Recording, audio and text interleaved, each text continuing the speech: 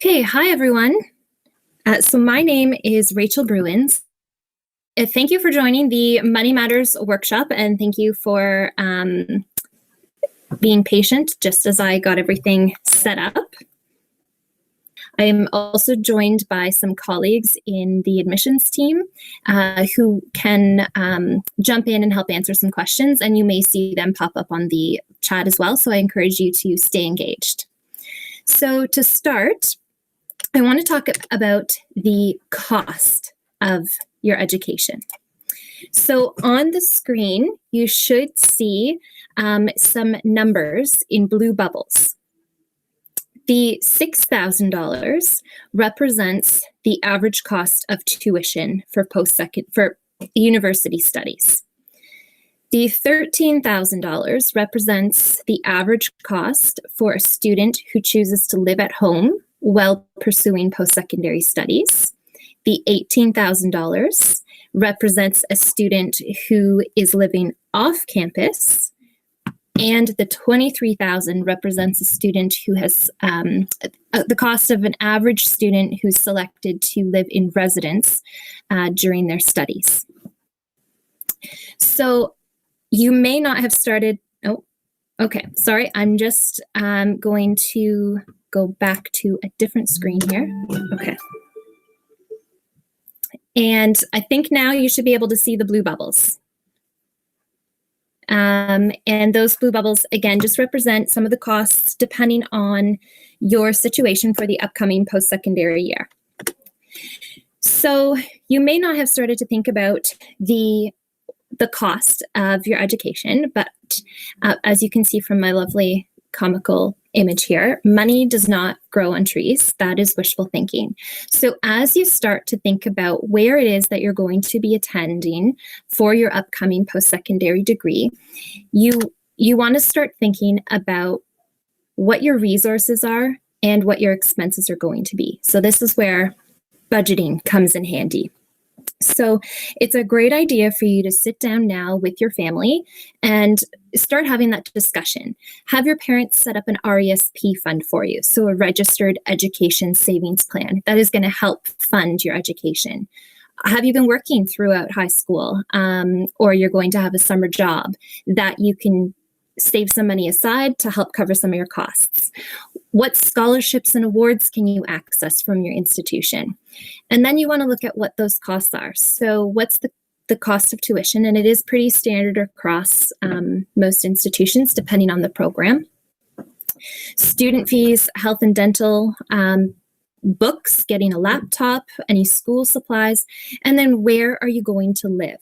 So all of these things are great to start thinking about now, and I am going to now talk about some of the things you can start to think about that will assist you in covering your costs for post-secondary. So the Ontario Student Assistance Program is the main source of financial assistance for post-secondary students. OSAP is comprised of both loans and grants. Loans are the money that you eventually have to repay once you're finished your studies, and the grants are free money. You don't ever have to pay it back. So when you submit an OSAP application, you're automatically considered for both loans and grants. However, through the application process, you can choose to only receive the grant funding and to not accept the loan. At the end of your post-secondary studies, the government will help to reduce your overall debt load by the time you graduate. And those loans are interest-free while you're studying and for 6 months after you graduate. So this is a very, often very accessible program for students and the main source of funding. So when students apply for OSAP, the system automatically calculates the amount of funding that you're eligible to receive. So when you apply, they'll take into consideration the cost of your program, the cost of your ancillary fees, which are like student fees, as well as how many people are in your family, your parental income, and those sorts of things. So attending higher education is a shared responsibility between the government, the student, and their family. So OSAP does not and is not designed to cover all the costs for attending post-secondary, but it is a really great resource. Something that you can do now is to use the OASP aid estimator. So if you go to the OASP website, or you just type into Google OASP aid estimator, you'll be able to type in some very simple information, and the OASP system will give you an estimate of how much funding you may be entitled to receive for your upcoming academic year. So this is something that you can look at now, and it will help you in building that budget, because you'll have an idea of how much OASP funding you might be able to expect, and then look at ways that you're going to be able to top that up with other resources that you have available. The application is typically available in the spring, so generally around May it is launched, and some institutions may set a deadline as to when they would like you to apply.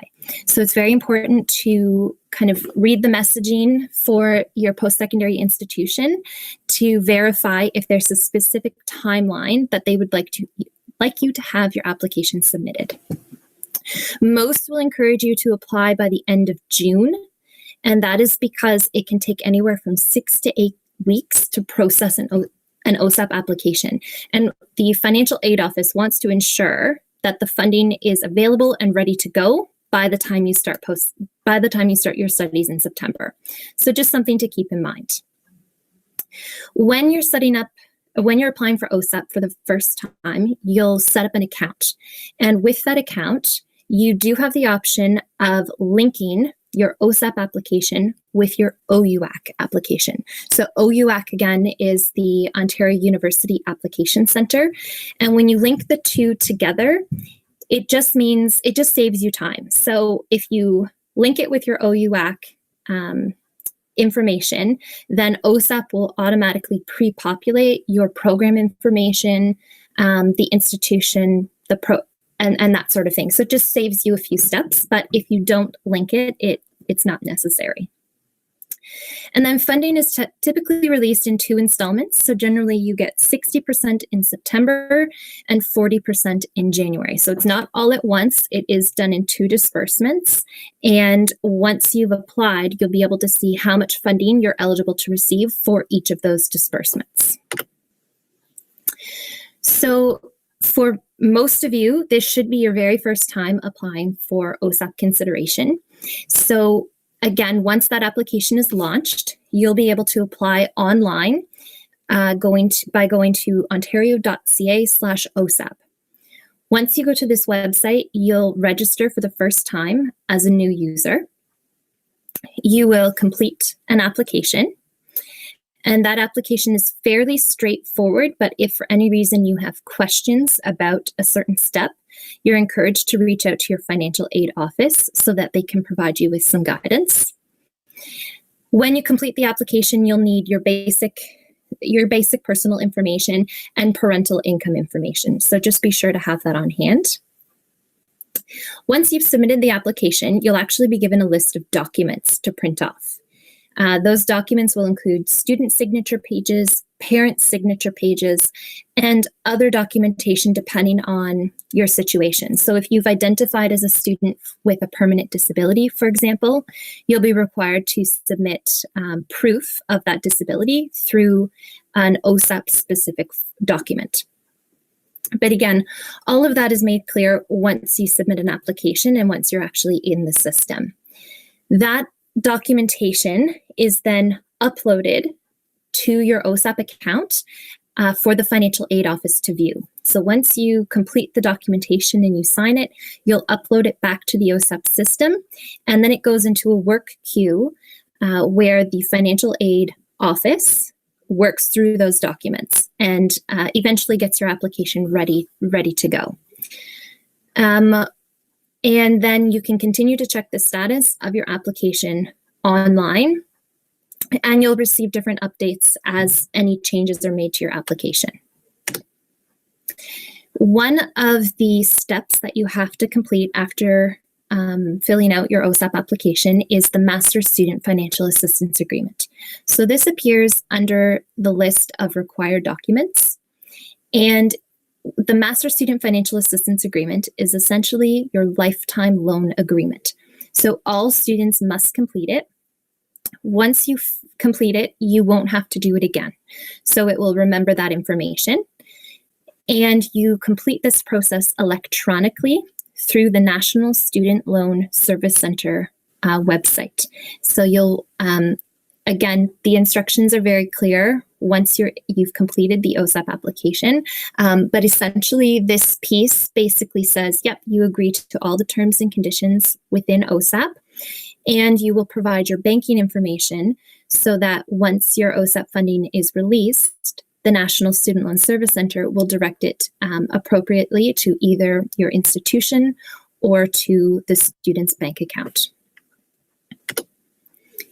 So something else I often like to point out early on to students is that OSAP is often very black and white. So it's this way or it's this way. There's often nothing in between. There's no gray area. That being said, there are some circumstances that OSAP will take into consideration when reviewing a student's funding entitlement. So some of those things include, for example, if you are a student who is living in London and decides to attend Brescia, and you would like to live in Brescia's residence to gain that first year experience.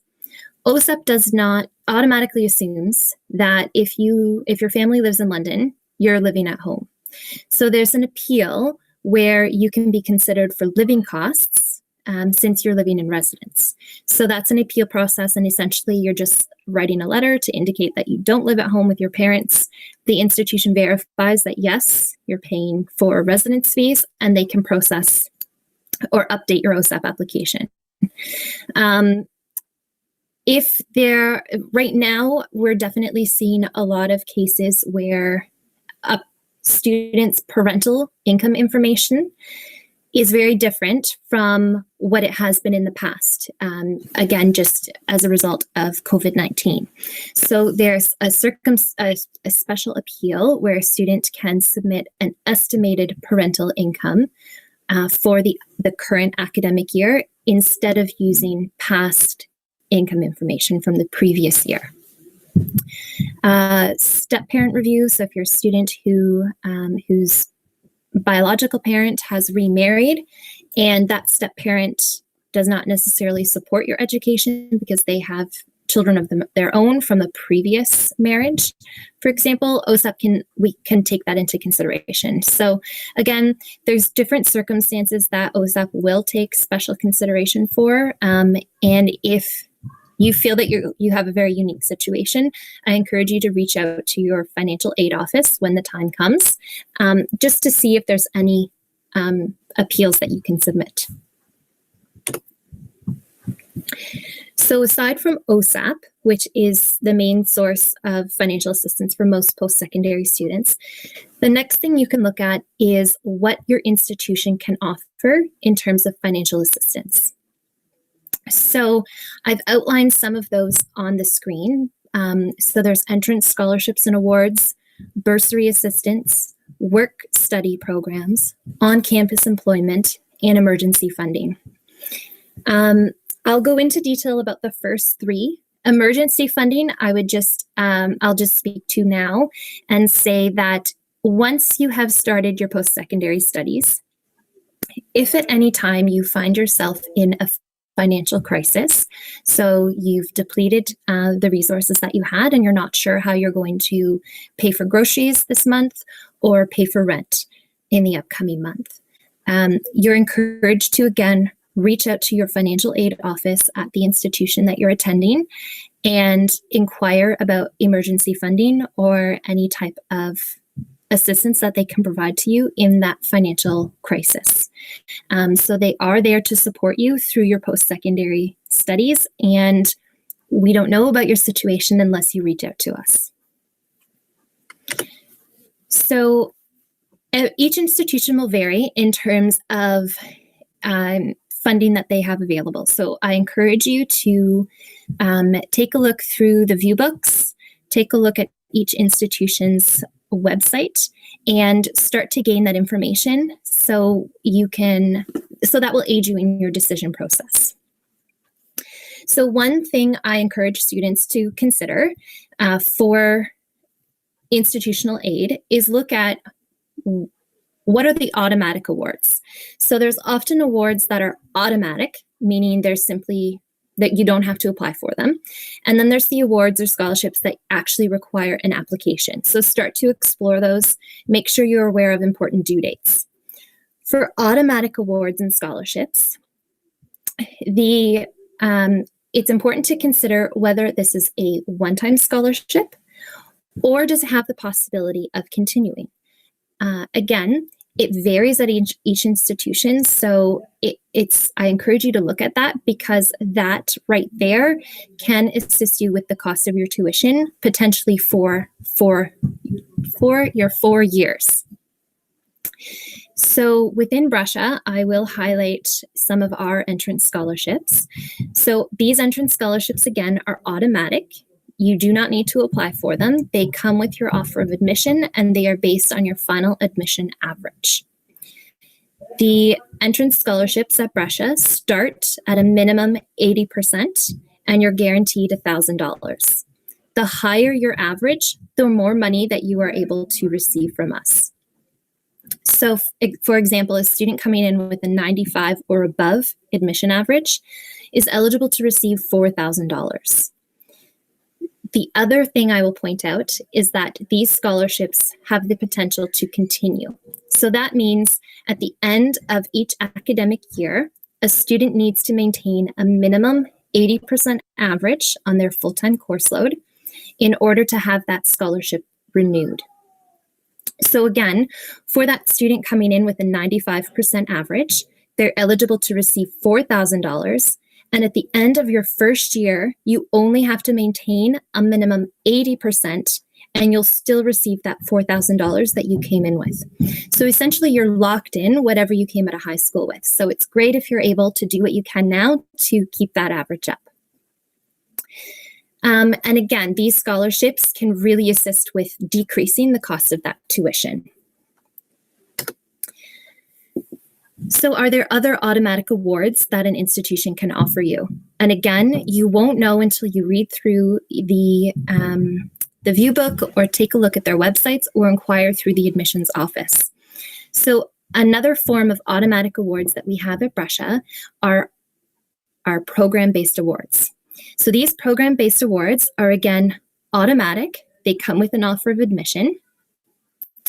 And it's based on the program that you're applying to within Brescia.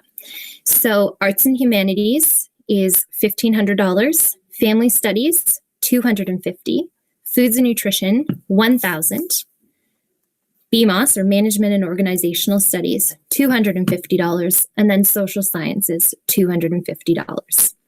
These program-based awards are in conjunction with a Brescia entrance scholarship. So again, as long as you meet the minimum average, and let's say, for example, you're coming in to arts and humanities and you have a 95% or above admission average, you're receiving that $4,000 admission scholarship from Brescia plus a $1,500 arts and humanities program-based award. So right there, that is $5,500. That comes off of your tuition. So tuition this academic year was $6,050. And again, you have ancillary fees on top of that, but $5,500 really decreases that amount that you have owing for tuition. And it would allow you to direct your resources to your living costs, books, a new laptop or computer, for example. So again, it's really great if you're fully aware of what the institution can offer you simply from just applying to the institution and having some great grades. And another that I will point out that I did not include on my slide is we also have another entrance award that is designed for students who are part of the Special High Skills Major program. So within the SHISM program, so Specialist High Skills Major, those students are eligible for $2,000 again, on top of your entrance scholarship and on top of any program-based awards. So we ask that when you are applying to Brescia, you identify as a student who is part of a SHISM program to your admissions officer so that we are aware and we're sure to include that within your offer of admission. I've seen some great students at Brescia who actually have, with their entrance scholarships, a SHISM award, and a program-based award, essentially have the whole cost of their tuition covered for that first academic year, which is really, really great. So aside from those automatic awards, you can then look at some external awards. So within the institution, there are things that you can apply for or that are automatic, and then there are external sources that you could also look towards. So I would encourage you to, again, reach out to a guidance counselor because often they have this information if they haven't talked to you about it already. But the two most popular external websites that I am aware of are scholarshipscanada.com and the wyconic.com. And essentially within those websites, you can set up a profile for yourself, and the system will then generate a list of scholarships or awards from external sources that kind of fit that profile and you could consider applying to. This is a great opportunity to do it now. Look at what the deadlines are. Often many of those scholarships and awards will require a student to submit very similar things. So you might be able to apply to many without having to do too many extra steps. And every year, thousands of dollars go unawarded. So I would encourage you to really take a look at those websites and apply. Within Brescia, we have some scholarships and awards that require an application. So I've already spoken to the ones that are automatic. You're not required to do anything. But we do have others that require an application where we're looking to really recognize these students who have some really amazing experiences. So the first is the Brescia Community Leader Award. We have 6 awards available, 4 for domestic students and 2 for international students. Each of these awards are valued at $1,000. The application is available on our Brescia website. So if you go to the Money Matters section of the Brescia website, you will be able to find the admissions, scholarships and awards, and there's a link there. And I might ask my colleagues actually to post a link in the chat if they're able to, just so you have a direct spot that you can click to if you wanted to take a look at that now. So the application, again, is posted on our Brescia website. It's the Community Leader Award application. You're required to fill out that application and with it, write a brief essay explaining how you've contributed to your community and what skills you've learned from those activities. So what skills did you gain and what did you learn from those experiences? And also provide a letter of reference. This application is due June 1st annually. And again, please consider applying. It's always such a privilege to sit on the committee who reviews these applications to see and hear about all of the amazing students that are out there and have chosen to attend Brescia. So it's a great opportunity for us to recognize you.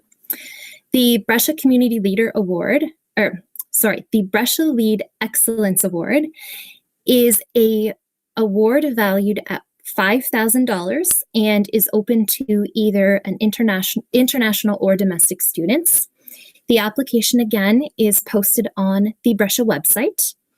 Students will complete the application form and write a brief essay outlining their leadership roles and explaining how your leadership, these leadership opportunities have helped you to develop different skills, leadership skills, and how you have contributed to your school and community. So the Brescia Lead Excellence Award is very tied into specifically leadership. So where you've taken on a leadership role, and essentially what you learned from that experience.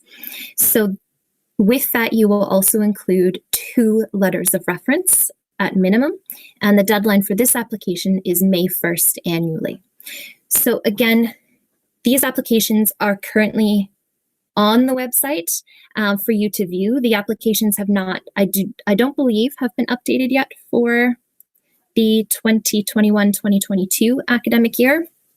But if you go there now, you'll be able to get an idea of what is required and just, again, start thinking about that, start piecing things together so that, because the deadlines, they seem far away now, but they will come up pretty quickly, especially once you get into your final exams at school.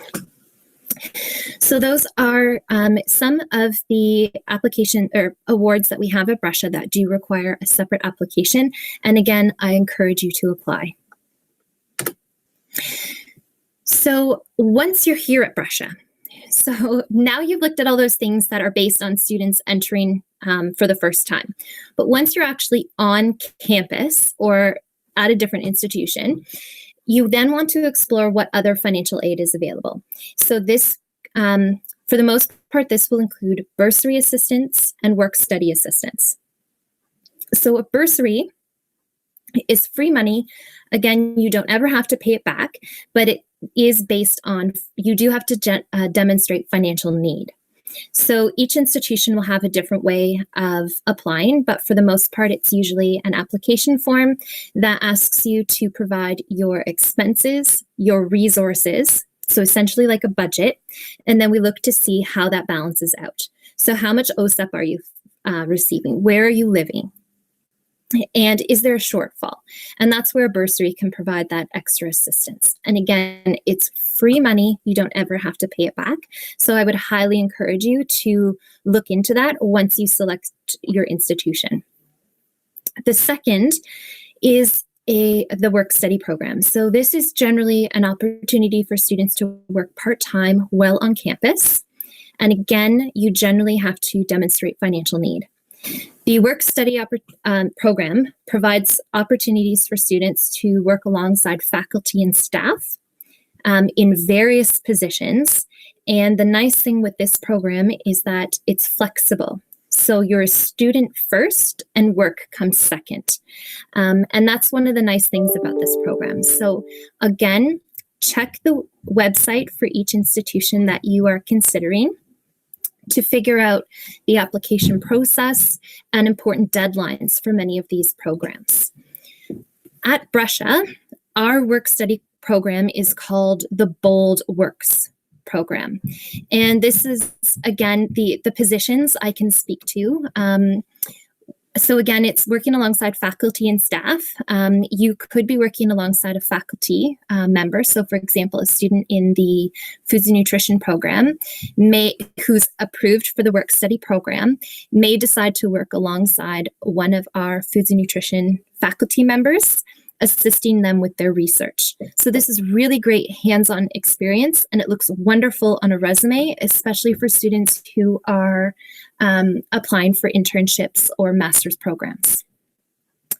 It could also include working alongside our staff at Brescia. So that could include working at the Beryl Ivy Library here on campus.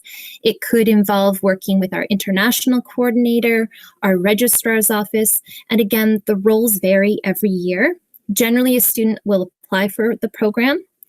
If they're approved, they are eligible to look at, or they receive the information for all the job postings, and the student selects which job they wish to apply to be considered for. So again, a really, really wonderful program where you're making generally just above minimum wage, and it's that nice extra pocket money to assist you throughout your academic year. Bursary assistance at Brescia. The applications for both of these programs typically become available in the summer. But generally bursaries are not reviewed until the fall. So once you're actually here on campus, that's when we'll look to review your application and dole out that funding.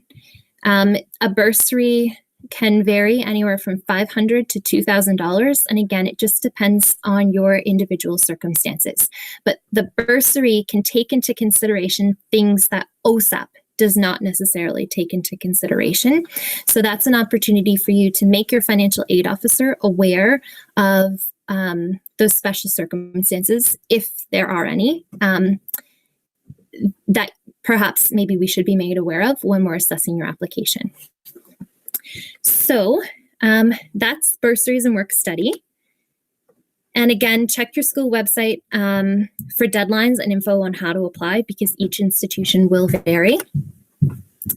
I've posted my contact information here. So I'm going to jump back to the chat. And again, my name is Rachel Bruins. I'm the financial aid officer at Brescia.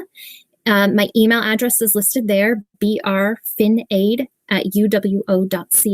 So if there are any questions that jumped out at you with this within this presentation, and perhaps you don't feel comfortable asking it over chat, or you think of it later, or you're a student who is watching this long after this has gone live, please feel free to reach out to me regarding those questions, and I'd be happy to follow up with you.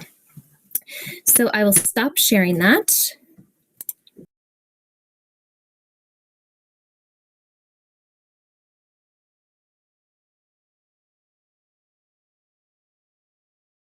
Okay, great. And I think everybody can see me. So this, again, is a great opportunity for you to just take a few moments, put some questions into the chat, and I would be happy to respond to those. And I'll give a few minutes just to see if any questions come in. Okay, and if a student, so I'm just reading through the chat here now. Oh, perfect. So one of my colleagues has actually provided the link there. So in my presentation, I mentioned that the applications for some of those awards and scholarships that require an application are available on the Brescia website. So those, the link has been provided there. And again, I just encourage you to take a look at it, because it gives you that advance notice. So you can take a look at it now, again, start to compile that information, think about what you might write, and then when the application is actually due, you're ready to go with that. If a student is granted an automatic award, can they still apply for other scholarships offered at Brescia? Yes. So automatic awards are often, especially with the entrance scholarships, are often based on merit. So they're based on your grades. And we want to recognize those students who are able to maintain a certain average coming out of high school. So when a student can absolutely apply to some of those other scholarships, awards, bursaries, work study, any of those other financial aid opportunities within Brescia. And yes, we do take a scholarship into consideration, especially if it's a needs-based award. However, the Brescia Lead Excellence Award, for example, and the Community Leader Award can be held in conjunction with a Brescia entrance scholarship, I believe. The only one I'm not sure of is the Brescia Lead Excellence Award, but I believe it can be held in conjunction with a Brescia entrance scholarship. And I'm just going to maybe double check with one of my colleagues who can maybe confirm that for me. But it is indicated on the application form. So if we can't find that right away, it is there. Okay, another question's come in. If you are registered as a full-time student and you drop down to part-time, are you eligible for a refund? So a student who is registered full-time when they start their studies, if determining a refund, it is dependent on when you decide to withdraw from some of those courses. So often if, for example, you start in September and you're attending those courses and then you've just decided, you know what, this isn't what I thought, or this isn't the direction I want to go, and you look to drop that course, you are still attending that course up to a certain point. So often fees are charged for a portion of those courses that you were registered in before you chose to drop.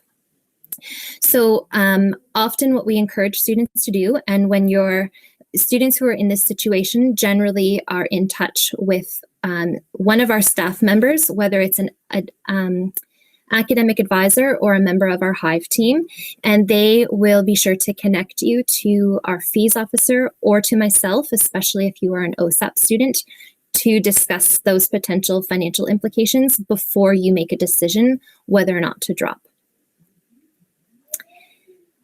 Are there any other questions out there?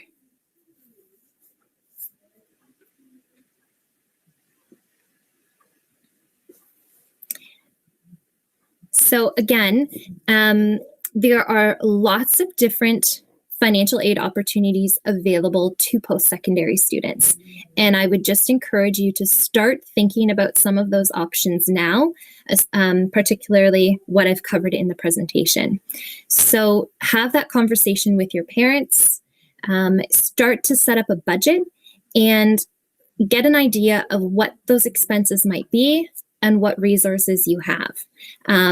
It's really great to think about that now, so that